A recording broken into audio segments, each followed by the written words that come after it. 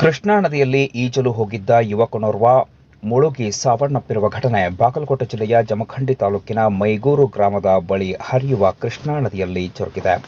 March 17ರ ಸಂಜೆ 5 ಗಂಟೆ ಸಂದರ್ಭ ಮೃತ ಯುವಕನನ್ನ 19 ವರ್ಷದ ನಿಂಗರಾಜ ಸದಾಶಿವ ಪಾಟೀಲ್ ಎಂದು ಗುರುತಿಸಲಾಗಿದೆ. ಆಳವಾದ ನೀರಿಗೆ ಧುಮುಕಿದ ಹಿನ್ನೆಲೆಯಲ್ಲಿ ಈಜಲು ಹೋದಂತ ಸಂದರ್ಭದಲ್ಲಿ ನಿಯಂತ್ರಣ ತಪ್ಪಿ ಆತ ಮುಳುಗಿದ್ದಾನೆ ಎನ್ನಲಾಗಿದೆ. ಮಾಹಿತಿ ತಿಳಿದ ತಕ್ಷಣ ಕೂಡಲೇ ಅಗ್ನಿಶಾಮಕ ದಳದ ಸಿಬ್ಬಂದಿ ಸ್ಥಳಕ್ಕೆ ಧಾವಿಸಿ ಶೋಧ ಕಾರ್ಯವನ್ನು ನಡೆಸಿ ಮೃತದೇಹವನ್ನು ಹೊರತೆಗೆದಿದ್ದಾರೆ. ಸಿಬ್ಬಂದಿಗಳಾದ NP Hogar, Tippanna Bhandari, KV Mulla, Shridhar Malashetti, Kumar Doddamani, SS Vajantri, Somashekhar Kumbar, Shrishail Hiremath ಹಾಗೂ ಅಪ್ಪ ಟೋನಿ ಅವರ ನೇತೃತ್ವದ ತಂಡ ನದಿಯಲ್ಲಿ ಶೋಧವನ್ನು ನಡೆಸಿ ಮೃತದೇಹವನ್ನು ಹೊರತೆಗೆಯುವಲ್ಲಿ ಯಶಸ್ವಿಯಾಗಿದ್ದಾರೆ. ಈ ಘಟನೆ ಗ್ರಾಮದಲ್ಲಿ ಶೋಕಮಯ ವಾತಾವರಣವನ್ನು ನಿರ್ಮಿಸಿದೆ. ಪೊಲೀಸರು ಪ್ರಕರಣವನ್ನು ದಾಖಲಿಸಿಕೊಂಡು ಮುಂದಿನ ಕ್ರಮವನ್ನು ಕೈಗೊಂಡಿದ್ದಾರೆ.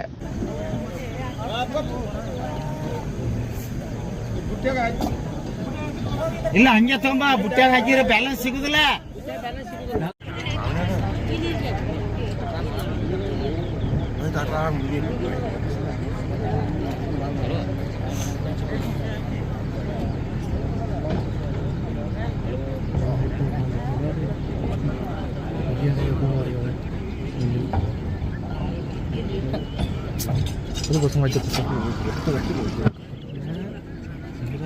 ಸಿಗಬೇಕಲ್ಲ ಮತ್ತೆ